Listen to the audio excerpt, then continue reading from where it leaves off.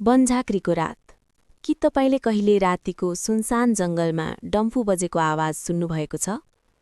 रोल्पाको विकट पहाडहरूमा एउटा यस्तो गाउँ छ जहाँ आज पनि मानिसहरू सूर्यास्तपछि जंगल जान डराउँछन्, किनकि त्यहाँ बनझाँक्रीको बास छ भनिन्छ।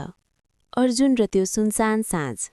एउटा केटो काँधमा भारी बोकेर हतार हतार ओह्रालो झर्दै गरेको। धेरै वर्ष अघिको कुरा हो। रोल्पाको एउटा सानो बस्तीमा अर्जुन नामको ठिटो बस्थ्यो।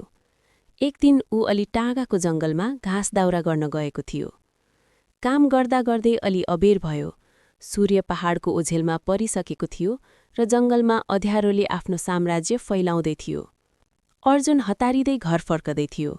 अचानक जंगलको त्यो सन्नाटालाई चिर्दै एउटा आवाज आयो, ड्याङ ड्याङ ड्याङ। अर्जुन टक्क अडियो।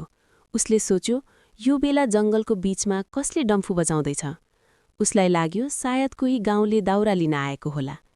तर जति अगाडि बढ्यो, आवाज उति नै नजिक सुनिँदै गयो। अचानक एउटा पुरानो बरको रुखको फेदमा उसले केही देख्यो।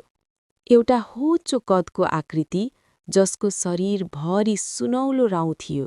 उसको कपाल भुइँसम्म लत्रेको थियो र आँखा भने कोइला जस्तै राता थिए। उसको हातमा एउटा सानो डम्फु र हड्डीको लट्ठी थियो। त्यो अरू कोही नभएर साक्षात बनझाँक्री थियो। अर्जुन भाग्न खोज्यो, तर उसको खुट्टा भुइँमा टाँसिए झैं भयो। बनझाँक्रीले बिस्तारै डम्फु बजायो र अर्जुनको आँखा तिरिमिरी भयो। जब उसले आँखा खोल्यो, ऊ एउटा अँध्यारो तर चम्किलो ढुङ्गाहरू भएको गुफाभित्र थियो। त्यहाँ अरू पनि साना बच्चाहरू थिए जो मन्त्र जप्दै थिए। बनझाँक्रीले अर्जुनलाई हेरेर भन्यो, डराउनु पर्दैन, तँलाई मैले रोजेको छु। अब त मानिसको सेवा गर्ने शक्ति पाउनेछस्।